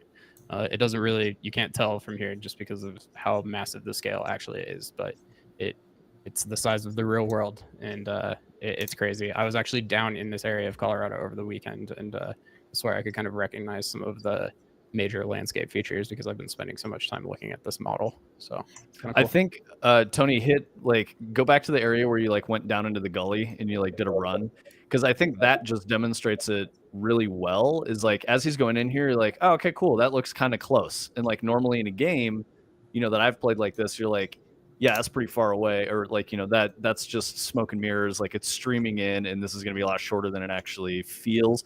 That's not how this game works. It is really far, and you can literally go to the mountaintop you see in the background. The only skybox we have in here is like time of day and weather. It's not. We don't have like fake ultra mountains in the dynamic background. sky. I talked about that on a few streams. Like there's just kind of one of those dropped in here with a couple settings on it, and everything you're seeing is just an actual landscape 3D model. And as Tony said it before, it's like that thing that people say in pressers where they're like, see that mountain over there? You can go there. That's literally true in this. So we still need to make it look prettier and figure out like other things that are super fun, but the intrinsic fun of just carving a mountain is there, and it's great. It feels super cool to just cruise around in these spaces. You can see in this video out here, there's some like ramps and stuff that we've put out in the distance out there. And again, you can be 40 kilometers away and skate over here, and that's gonna be there. And we showed the platform at the beginning of the last one. It's like a fast travel point that allows you to kind of teleport around various areas of the map right now while we debug and kind of try to figure out where the cool stuff is. All of that's working. So currently what we're thinking is sort of an open world feel. I don't like that nomenclature because it carries a lot of connotations, but imagine you have this big chunk of land and you're like, I'm free to just go wherever I want. You get to a cool spot or a vista, and you're like up there on this hillside, and you notice there's this thing that I can interact with. And when I interact with it, now I have a fast travel point, and I can just travel to the top of this hill again. So the point is you're exploring to really check out all this landscape and just carve and have like a bunch of fun and like just vibe and like hit flow state and cruise around. But once we're you trying to get figure the out some spot, level of like progression around like exactly. You can't get to every single area initially. You have to go and find something or do something that's going to do something else that causes you to be able to access this new location, open quote unquote door, what have you. So there's a turn of phrase that I learned from a designer I worked with at Bungie. He worked on Dungeons and Dragons and a bunch of other stuff, but it was a really useful creative tool. He's basically saying, I have an idea, but this idea sucks. But there's a better version of this idea somewhere. Let's talk about it. So he'll say this, but not this. So the reason I'm saying this, but not this, is what I want to explain is in this game, I was just talking about an open world system. I mean this, but not this. So say you're exploring and you find this little waypoint and you're like, cool, I'm up on the top of this cliff. And when you interact with it, it might be like, there's a list of like 15 runs you can do, and you select one, and then it just creates this geometry in the sky. And then you can like start hopping around on the skate park. There might be a time challenge, a trick challenge, all kinds of stuff like that. So again, this, but not this. If you guys have ideas and what you want to see, or you're inspired by what we're showing you, throw those ideas in chat, throw them in Discord, and we'll go build that stuff and let you guys check it out. Yeah, and that's effectively what I was doing with this coin pusher this morning. Is like, I know this is kind of cool inherently, but I just don't really know what to do with it. And like, I know that there is a version of this that is really cool, and hopefully we can figure it out together. Yeah. So what I think is a good direction is going in the direction of what was the Writers Republic or something like that was on Mont Blanc. It's Riders Republic, and then the other one is Steep. Steep, that's the one on Mont Blanc. So I was thinking kind of in the same spirit of a game like Steep, But what I don't want to do is the Ubisoft open world design where it's like you have a map and you've got, 400 icons on it and you have to go click each icon, and like you're either trying to fill up your map with icons or remove the icons from your map. And a lot of the tasks are derivative of each other or a single task and you've done the same thing 400 times. I don't want to do that. There's a better version that we can do in this game that will be more fun for longer, or just more fun in that moment. I think we can create bigger loops than like, a 30-second interaction that is repeated 500 times until the game is complete, which is how I see most Ubisoft open world games go. And some people really like that because it's very simple to understand and quick to go through. I want more depth in our stuff. So we're looking at how do we make this more engaging for longer and like more interesting in a smaller chunk of time, right?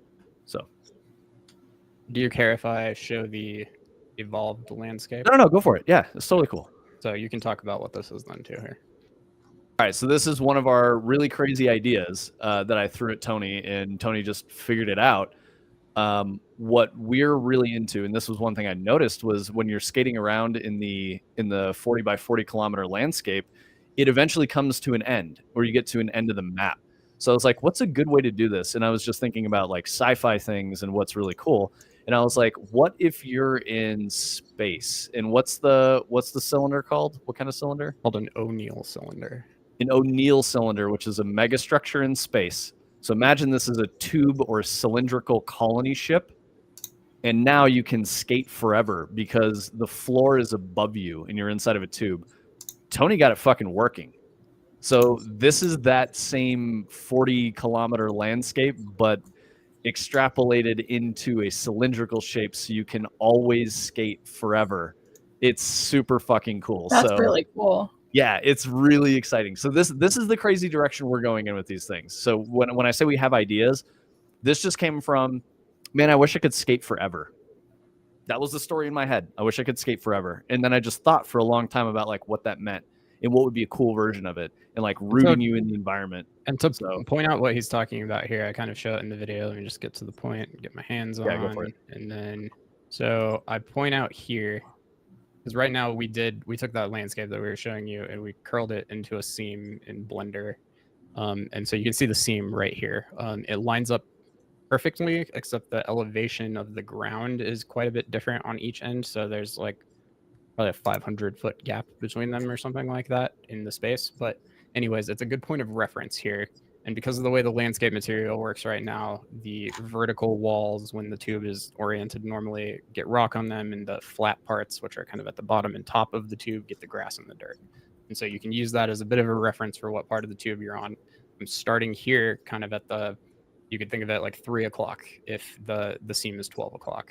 And so as this plays, you'll see that I kind of point out where the seam is.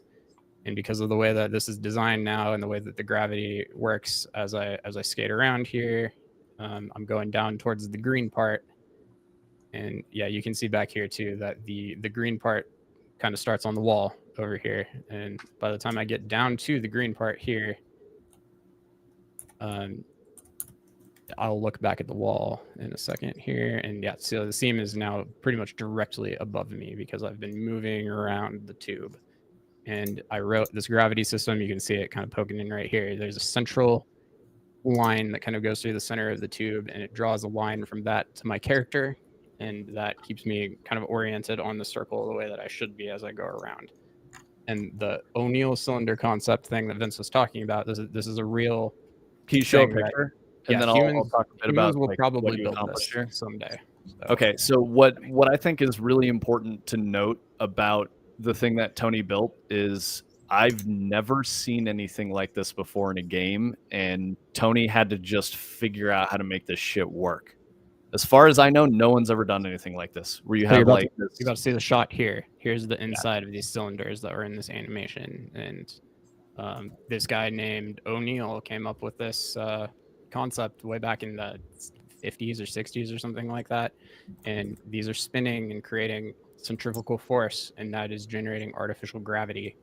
And so that's effectively kind of what I've simulated in the VR space. And Vince and I've talked a lot about how you can do some really interesting stuff like in real life. If you were in a situation where you were experiencing the spin gravity like this, if you were to do something to make yourself move against the spin in the opposite direction in exactly the same amount of speed, you would effectively become weightless, and you'd be able to just kind of like float around into the station until you're able to come into contact with that surface again and create that centrifugal force. And there might be mechanics and stuff like that that we can work into our game that, you know, that work that way, because we are kind of physically simulating this stuff to a realistic extent a bit. So if you right here came was kind of the inspiration for all of this. So. And if you came to us, you know, because of Destiny content or like Whisper or 0 Hour, this is the type of shit we're doing. Nobody's done anything like this.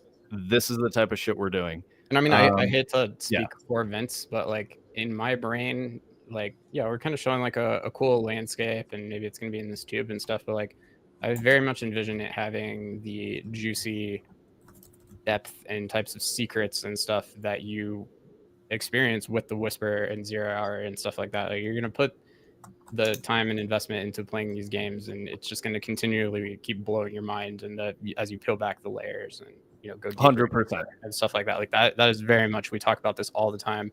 Every game we make will be like that. And so, like you said, if you're here because of the Whisper and because of Destiny and 0 Hour and stuff like that, like we're keeping the dream alive. So. Yeah, like we could have just been like, okay, cool, we got like 40 by 40 kilometer, you know, stuff. Let's just make a game on top of that and let it go. That's not enough. That's not that novel. There's plenty of games like that already exist. There's nothing like this where you're in fucking space in a giant megastructure surfing. Like, that's cool as fuck. So we get really excited about stuff like this, and it's only going to get cooler. It's only going to get wilder.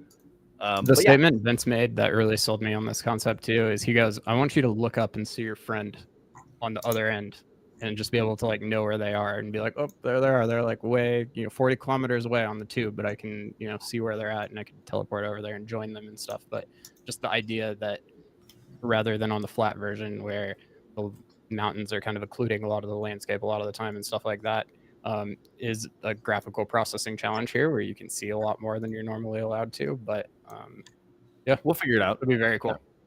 Yeah. The other cool thing is, like, think about it this way.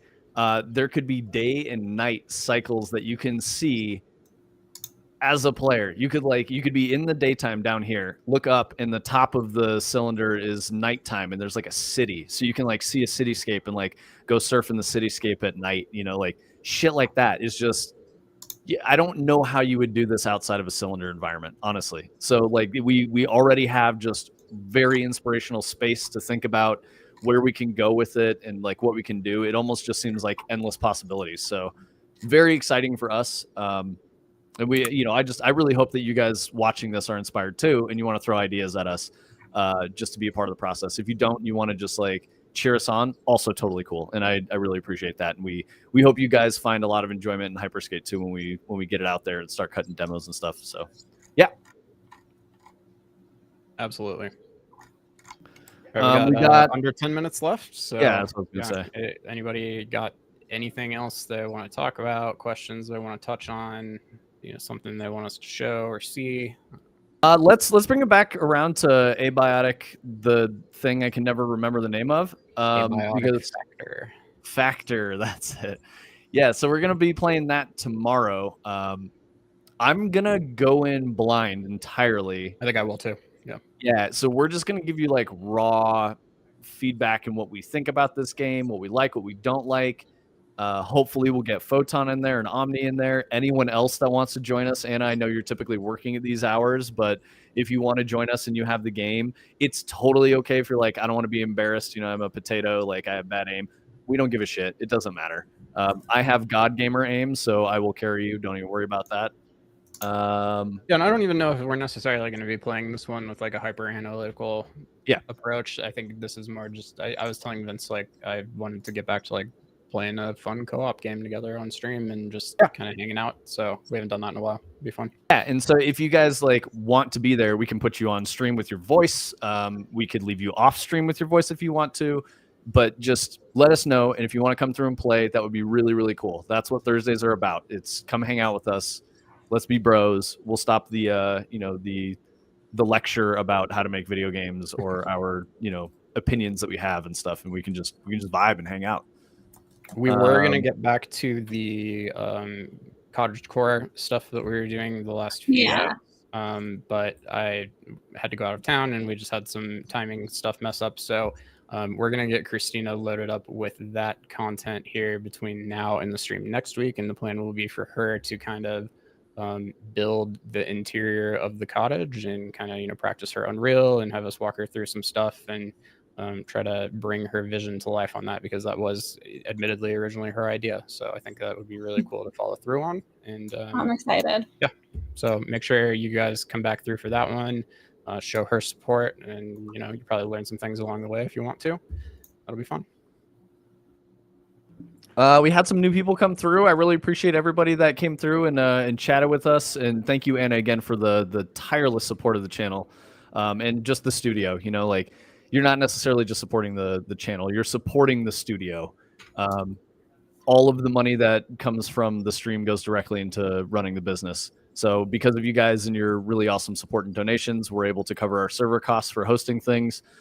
We use industry standard, source control, which is not cheap, just getting it all set up. So you guys covering that cost for us makes it a lot better, because then we're not necessarily just losing money every day on the business. We are at least breaking even in some regards, it means we can do this longer and we can make more stuff for you guys. So that's really cool. And yeah, you guys are super fucking awesome. Just a recap on what our content plan is like. Today, Wednesdays in the morning, we always talk. It's more of like a talk show podcast format. We show game development stuff. We talk about the industry. We talk about how to make games. It's educational. It's just, it's like a look inside. If you've never made video games or never worked in the industry, it's a look inside and what it's like. And you can just chat directly with co-founders and, seasoned game developers. So that's our Wednesday show. Thursday it's more about hanging out with the community. It's community building, just being homies and, being like, hey, we're just like you guys. We're gamers too. We're not trying to be the hyper polished corporate heads telling you about why this blockbuster quad A entertainment experience is worth, $85 and you should buy the collector's edition for $125. Like that's not what we're trying to do. We're trying to be different. There's space for indies to be different. That's where we're trying to be. Yeah, it's working so far, and you guys have been the reason why it works. So thank you so much for all of that. I did something I don't normally do, but I put a link to our most recent YouTube video in the chat. If you are here and you would like to support us, literally one of the most helpful things that you could do today would be to go click like on that video and maybe subscribe to our channel if you aren't already. So YouTube channel subscription is free. It's not like a Twitch subscription. And what that does is we need to get to 1,000 subs, which we're really close to. We're like under 300 away. When we get to that sub count, we then start making money from the YouTube videos. YouTube pays us for videos that do well. And we've got a couple that are doing pretty well. So that would also help. And literally all you have to do is just go click sub, and then it costs you nothing. You just get an alert, if you have a YouTube app or something like that. And you're also, the video is really cool. So if you weren't here for the 0 hour Mikowski stream, or you haven't watched his video of it yet, or you liked our Whisper video and you kind of want to see another video in that style about Destiny, talking about 0 hour, definitely go check that video out. It took me a very long time to edit, but I thought there was a lot of really cool insights and stuff in it. And we had Vince's QA person, Josh, who is a friend of ours, come through, and he provided some of his own insights. And Mikowski was screaming like a little girl at Trevor. Like it was very cool. So yeah, it was a really fun time. Yeah, and to gas Tony up a little bit, his edits for our videos are super entertaining. He did a really good job of cutting out his 2 hour plus long stream. See you, Photon. 2 hour, just over 2 hour long stream, and he was able to cut it down to about 50 minutes of just good stuff. So there's no like there's no dead zones or anything where like nothing's happening. When I talk about something in like 15 minutes and then come back to it an hour later, like he's got that all stitched together so the story is coherent. It's really good stuff. I add recordings and screenshots and little enhancements when they're talking about things, just to kind of help illustrate what they're talking about for people who don't know the references as deeply as some people might and stuff like that. So really trying to. The first video did really well, so we're trying to make more content like that, and obviously try to make it maybe not about Destiny all the time. So, yeah. Oh, thank you so much, Anna. That's awesome. That's sick. That helps so much. So thank you. It really does. Anna is such a champ. Yeah. You're awesome, Really Anna. That's why I want you to come play with us. I know it's totally okay if you don't want to. I'm not trying to make you get out of your comfort zone or anything, but we appreciate you and we want to show you that same love back. So that's it. That's all. So if you still want to just hang out, that's perfectly fine. If you ever have any desire to play a game with us or chat with us on a deeper level, totally cool. You're welcome to do that. But yeah, it's totally up to you. Yeah, go ahead and check it out. If you want to even just watch us play it before you even get into it and commit to the cost, totally cool as well. Or if you have a game, actually, Anna, since you're one of the strongest supporters of the channel, if you have a game and you want to see us play it or you want to play it with us, that is literally what Thursday is for. As a sub, as someone who's contributed so much, that was the whole goal of the coin pusher. We don't have a big enough community just yet to have people with competing wants or needs have to use the coin pusher. So we're in a space where you could just make a request and be like, hey, I want to play this with you guys. If it's Tiny Glade and you want to see what we think about it, because that is definitely not a game that I would ever really pick up and play on my own, we could play that with you and it'd be cool if that's what you're interested in. So we could just have let us know. Christina play that one and Sure. Yeah. And I'll That'd keep be- yapping. Yeah, Queen. Worth calling out that next Thursday is the Shadow of the Erd Tree release date.